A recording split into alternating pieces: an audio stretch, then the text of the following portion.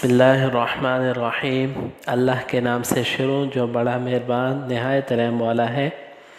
عورتوں کے لیے حضور صلی اللہ علیہ وسلم کے بیان کردہ 7 انعامات۔ حضور صلی اللہ علیہ وسلم کی احادیث سے ثابت ہے کہ اسلام عورتوں پر ظلم نہیں کرتا بلکہ فطرت کے مطابق انعامات کی بارش کرتا ہے۔ اللہ تعالیٰ نے عورتوں کے لیے بڑے انعامات رکھے ہیں۔ نیک عورت اپنے خاوند سے پہلے جنت میں جائے گی۔ جس عورت کا خاوند اللہ کے راستے میں ہو اور بیوی پردے کے ساتھ گھر میں رہے، یہ عورت دوسری عورتوں سے 500 سال پہلے جنت میں جائے گی۔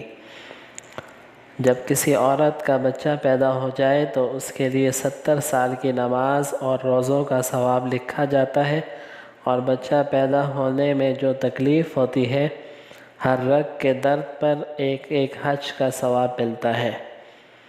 جو عورت بچے کی بیماری کی وجہ سے رات کو جاگے، اس کے تمام گناہ معاف ہو جاتے ہیں اور 12 سال کی عبادت کا اجر ملتا ہے۔ جو عورت اپنے جان و مال سے اپنے خاوند کو خوش کرنے میں لگی رہے، اللہ اور اس کے رسول صلی اللہ علیہ وسلم کے نزدیک وہ سب سے اچھی عورت ہے۔ رسول اللہ صلی اللہ علیہ وسلم نے عورت کو ایک زائد انعام عطا فرمایا، ماں کے قدموں تلے جنت ہے۔